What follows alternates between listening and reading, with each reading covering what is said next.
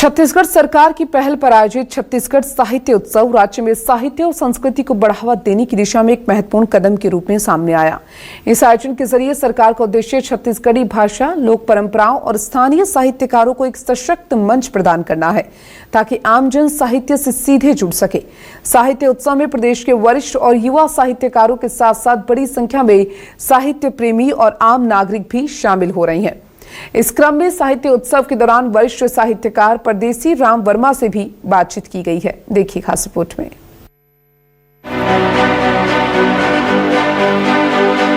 रायपुर में 3 दिवसीय साहित्य उत्सव का आगाज हो चुका है और इस वक्त हमारे साथ साहित्यकार परदेसी राम वर्मा मौजूद है। उनसे बात करते हैं। सर, आप बताइए, आपका एक अलग से सेशन भी हुआ है, तो उस सेशन में आपने क्या कुछ बातें रखी है और पूरे आयोजन को लेकर क्या कहेंगे? देखिए, छत्तीसगढ़ में ये नई अच्छी परंपरा शुरू हुई है। 2014 में भी साहित्य उत्सव हुआ था और उसमें बहुत बड़े लोग जैसे इसमें आए हैं वैसे साहित्य के महत्वपूर्ण लोग आए। देखिए, 14 और अभी ये 26 के बीच में ये जान के बड़ा दुख होता है कि जो बड़े लेजेंडरी लोग थे, जो बड़े लोग थे साहित्य के, उनमें से बहुत सारे लोग चले गए। तो इसलिए ये जो आयोजन होता है इसमें उनकी बातों को, उनके विचारों को, उनके महत्व को हम समझ पाते हैं। दूसरी बात ये कि इस महोत्सव में सबसे अच्छा ये हुआ कि जो स्थानीय हमारे छत्तीसगढ़ के जो बड़े रचनाकार हैं उनके नाम पर मंडप बनाए गए और निरंतर सुधार हो रहा है। बहुत ये बड़ी बात है, प्रेरणा की बात है। दूसरी बात ये कि जिस मंडप से हमारा आज की कहानियाँ विषय पर हम लोग बोले, उस मंडप में माधवराव सप्रे जी को हमने पूजित किया, उनको श्रद्धांजलि दी। तो बड़ी बात यह है कि माधवराव सप्रे जी द्वारा लिखित एक टोकरी भर मिट्टी हिंदी की पहली कहानी मानी जाती है। कमलेश्वर जी ने उनको इतिहास में दर्ज किया और इतिहास में हम सब लोग मानते हैं कि वो पहली कहानी, और वो कहानी छत्तीसगढ़ की प्रत्युत्पन्नमती, बहुत ही होशियार, मुश्किलों से ऊपर चली जाने वाली, हर अड़चन को पार करने वाली वृद्धा माता के डोकरी दाई के बारे में है, जो बड़ी बात है। और उसमें से सूत्र लेकर, कथा सूत्र लेकर जो कहानी रच दिया उन्होंने, उससे हमको जानना चाहिए कि हमारे आसपास जो चरित्र हैं, हमारा जो संस्कृति है, हमारी जो संस्कृति है, हमारा जो समाज है, हमारे समाज में 5000 साल का जो इतिहास है मनुष्य के आधुनिक इतिहास में आदिवासियों की जो स्थिति है, उसमें कल तक आदिवासी जो था वो किस स्थिति में था और क्या तस्वीर थी उसकी, और आज का आदिवासी कहाँ है, कल तक किस तरह की का वातावरण छत्तीसगढ़ में था। लेकिन आज इस वर्तमान सरकार ने प्रयास करके यहाँ जो इस छत्तीसगढ़ को नक्सल मुक्त किया है और उस दिशा में बड़ा काम करने का संकल्प लिया है, वंदनीय है। और उसी का हिस्सा है कि इतने बड़े लोग, इतनी बड़ी संख्या में देश भर के लोग यहाँ आए और साहित्य उत्सव में के माध्यम से देखिए, अगर प्रेमचंद की कहानियों को आप पढ़ेंगे तो पाएंगे कि पूरा वैश्विक है, लेकिन उत्तर भारत का जीवन उन्होंने लिखा और उत्तर भारत का किसान पूरे देश का और दुनिया का किसान बन गया।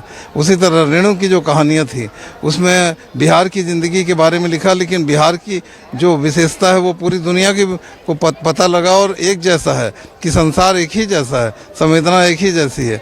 उसी तरह छत्तीसगढ़ के जो लेखक हैं हम लोग, वो लोग छत्तीसगढ़ की जो विशेषता है, दया माया है, यहाँ का प्रेम है, यहाँ सहिष्णुता है, क्षमा है, उसको लेकर के जो कहानी रची जा रही है वो यानी शुरुआती दौर को पार करके परिपक्व के दौर में अब हम आ चुके हैं। और आने वाले समय में छत्तीसगढ़ भी साहित्य की दुनिया में देश के प्रांत, दूसरे जो जागृत प्रांत हैं और आगे बढ़े हुए प्रांत हैं उनके बराबर, चूँकि छत्तीसगढ़ की पहली कहानी जो है छत्तीसगढ़ में लिखी गई हिंदी की, ये हमारा बहुत बड़ा बल है और सौभाग्य है।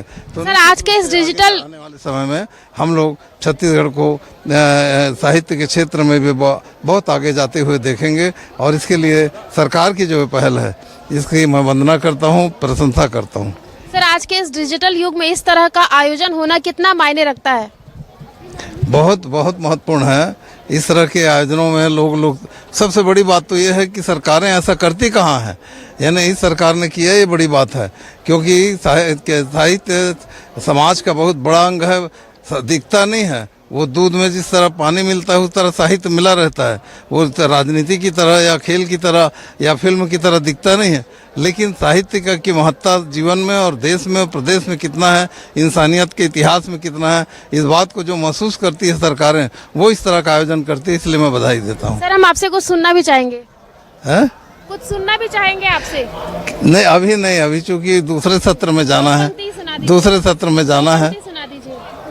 तो दो पंक्ति तो ये है कि मेरी कविता का अंश है कि अपनी नस्ल अलग है उनसे, साहित्यकारों के लिए है, और या जो लोग एक मिशन के तहत काम करते हैं उसके लिए अपनी नस्ल अलग है उनसे, जो सुख साध रहे हैं दुनियावी हिसाब से हम केवल बर्बाद रहे हैं, किंतु हम होंगे जब आएगी सिर्फ चढ़ाई, और हमसे ही जीती जाएगी अंतिम बड़ी लड़ाई।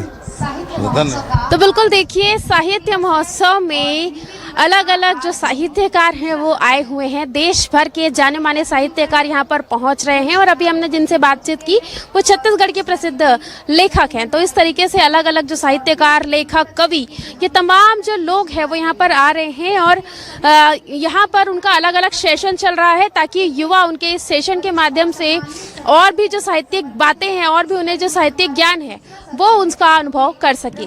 कैमरामैन जगन्नाथ राव के साथ सुप्रिया पांडे, न्यूज़ 24 रायपुर।